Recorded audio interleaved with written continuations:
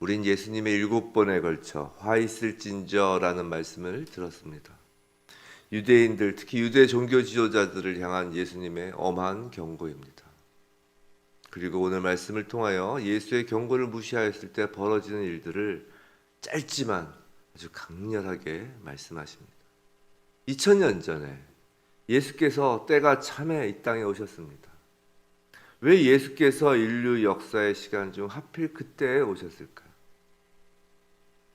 로마 제국이라고 불리는 당시 시대의 그 죄악이 가득 차서일 수도 있습니다. 성적으로 또 문란하고 정치적으로 독재와 탄압이 심해서일 수도 있습니다.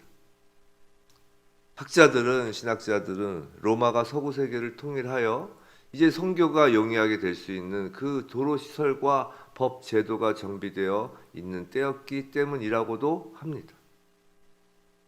그런데 그 어떤 이유보다 예수께서 그 당시에 오셔야만 했던 이유는 하나님의 택한 백성으로서 세상에 하나님을 드러내야 할 그 이스라엘에게 더 이상 희망을 찾아볼 수 없게 되었기 때문입니다. 이스라엘의 영적 지도자로서 이스라엘 백성을 하나님 앞으로 인도하여야 할 그 지도자들이 타락하였기 때문입니다. 하나님의 살아계심과 하나님의 신성을 세상에 드러내도록 가르쳐야 할 종교 지도자들에게 더 이상 희망이 없었기 때문입니다. 하나님의 도성이어야 할 예루살렘에서 하나님의 아들을 십자가에 못 박아 죽이는 일도 서슴지 않을 정도로 종교 지도자들의 눈이 멀고 귀가 완전히 먹었습니다. 예루살렘이 썩었고 성전이 부패하였습니다. 이제 마태복음 24장부터 이제 본격적으로 예수님은 이제 마지막 심판의 때에 관하여 말씀하십니다. 그런데 그 첫 시작이 마태복음 24장 그 1, 2, 3절 거기를 보면 첫 시작이 바로 성전이 무너지는 것입니다. 세상이 무너지는 것에서 시작되는 것이 아니라 성전이 무너지는 것에서 시작됩니다. 우린 보통 예수님의 그 초림을 구원주로 오신 예수님, 또 재림을 심판주로 오시는 예수님이라고 알고 있는데 반드시 그렇지 않습니다. 초림하신 예수님은 구원주이시면서도 동시에 심판주이십니다. 예수님은 더 이상 희망이 없는 이스라엘 성전, 회생 불가능할 정도가 된 예루살렘을 심판하시기 위하여 2000년 전에 오신 것입니다. 마찬가지로 예수님의 재림은 심판만이 목적이 아니라 심판을 뚫고 구원의 완성을 이루기 위해서입니다.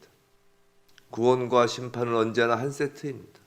예수님의 초림은 유대 종교 지도자들에게 화 있을 진저가 되었습니다.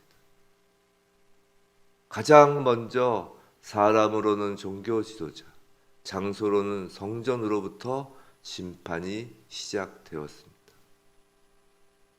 하나님의 심판은 하나님의 눈물로 시작됩니다. 37절 예루살렘아 예루살렘아 라고 예수께서 우십니다. 심판주 예수님은 사랑의 눈물을 흘리며 황폐하게 버려질 예루살렘의 심판 앞에서 가슴이 미어지는 것입니다. 예수께서는 하나님의 사랑과 참으심이 얼마나 크셨는지를 알려주십니다. 예루살렘은 선지자들을 죽였고 하나님이 파송한 자들을 돌로 쳤습니다. 그러나 셀 수 없을 정도로 반복하여 하나님은 어미가 새끼를 날개 아래 모으는 것처럼 하나님의 택한 백성을 부르셨습니다. 그러나 예수께서 그러나라고 하십니다. 성도 여러분, 하나님의 심판은 그 원인이 하나님께 있지 않습니다. 그 원인은 하나님의 사랑에 대하여 그러나로 반응하는 죄악에 있습니다. 너희가 원하지 아니하였다고 하십니다. 하나님의 사랑, 예수의 은혜를 거절하고 원하지 않은 것입니다. 하나님 품이 아니면 그 밖은 결국 황폐하여 버려질 곳입니다. 예수를 거절하는 것 그 자체가 이미 심판을 받은 것과 같은 것입니다. 예수님이 예언하신 예루살렘의 심판은 말씀대로 역사 속에서 이루어졌습니다. 예수님은 예루살렘을 향하여 통곡을 하십니다. 예수님은 예루살렘을 사랑하십니다. 그렇기에 예수님은 다시 오실 것입니다. 39절, 예수를 보지 못하는 기한이 정해져 있습니다. 정확한 일자를 알 수 없을 뿐 예수께서 재림하시는 것은 정해진 사실입니다. 이 땅의 심판주로서뿐만 아니라 구원의 완성자로 오시는 주님이십니다. 그 주님을 향해 너희는 찬송하리로다 주의 이름으로 오시는 이여 라고 하십니다. 찬송하리로다 주의 이름으로 오시는 이여라고 찬송할 때가 반드시 도래합니다. 그때에 유대인들은 회개하여 주님 앞에 찬송하며 나올 것입니다. 하나님께서 이스라엘 백성을 완전히 버리신 것이 아니라 이방인의 수가 찰 때까지 기다리시는 것입니다. 이제 24장에서 본격적인 마지막 때의 말씀을 하실 텐데, 이 24장의 말씀은 과거 이스라엘의 역사뿐만이 아니라 이를 넘어 앞으로 임할 그리스도 재림의 때에 관한 묵시적인 말씀입니다. 그리고 그에 앞서 23장 오늘 말씀을 통하여 우리 주님은 이 땅에 주님의 몸된 교회를 향해 외치시는 것입니다. 예루살렘아 예루살렘아 라고 부르신 것처럼 교회여 교회여 라고 말입니다. 이 땅의 종교 지도자 그리고 왕같은 제사장이라고 하신 그 성도를 향해 화 있을진저 라고 하신 후 교회여 교회여 라고 우시는 것입니다. 성도 여러분, 지금은 예수 승천하시고 예수 재림하시는 때 그 사이에 놓인 시대입니다. 성령의 시대라고도 하고 은혜의 시대라고도 합니다. 성령을 통해 복음을 깨닫고 하나님의 은혜로 예수 그리스도를 믿었습니다. 주님께서 이제는 우리가 성령의 전이라고 하십니다. 그리고 교회를 그리스도의 몸이라고 하십니다. 그럼 다 된 건가요?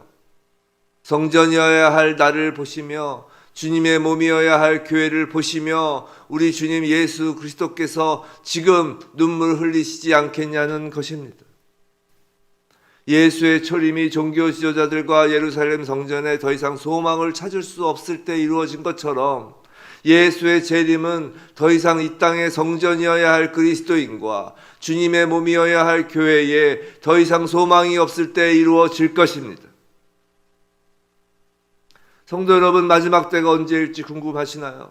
하늘의 징조를 찾기 전에 먼저 그리스도인이라 칭하여지는 내 모습, 교회라 칭하여지는 교회의 모습에서 가장 먼저 징조가 나타나는 것입니다.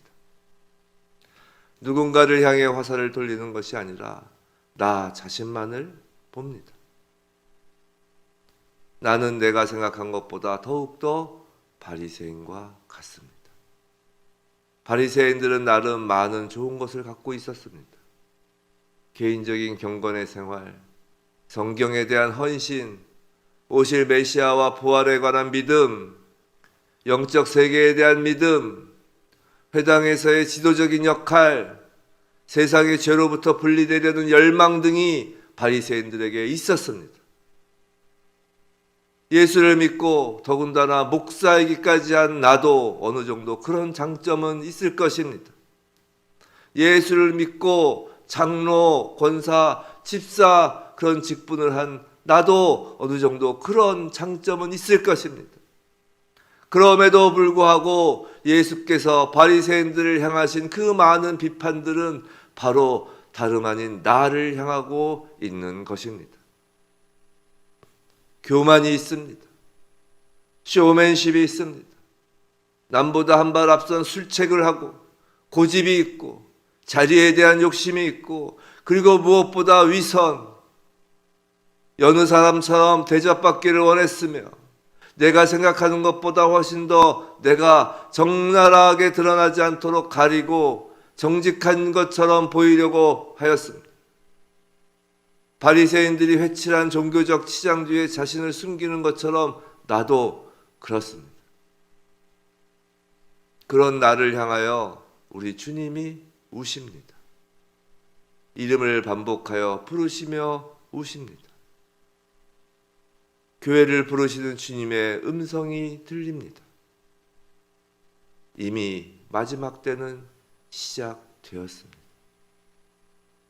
징조는 충분합니다. 사랑하는 성도 여러분, 주님의 그 눈물 앞에 우리가 할 것이라고는 그저 엎드리는 것뿐입니다. 주님 앞에 어떤 변명의 말도 소용 없습니다. 누구를 향해 손가락질을 할 것도 없습니다. 성전된 나 자신의 문제입니다. 예수께서는 당시에 이방인들을 향하여 질책하지 않으셨습니다. 지금 우리는 예수 안 믿는 사람들에게 뭐라 할 것도 없습니다. 예수를 믿는다는 그리스도인을 향하여, 내가 손과 발이 되어 섬기는 교회를 향하여 주님이 우시는 것입니다. 우리의 구원주이시며 심판주이신 그 주님의 눈물, 주님의 십자가 보혈 아래 엎드릴 뿐입니다. 요한계시록은 주님께서 지상에 있는 7교회를 향하여 편지를 보내시는 것으로 마지막 때의 역사를 기록하고 있습니다. 그 7교회에게 보낸 편지의 말미에는 공통되는 한 말씀이 반복됩니다. 귀 있는 자는 성령이 교회들에게 하시는 말씀을 들을지어다 라는 말씀입니다. 귀 있는 자는 성령이 교회들에게 하시는 말씀을 들을지어다. 부디 마지막 때 성령이 교회들에게 하시는 말씀을 듣는 그 귀 있는 자가 바로 저와 여러분, 바로 산지교회이길 주님의 이름으로 축원합니다.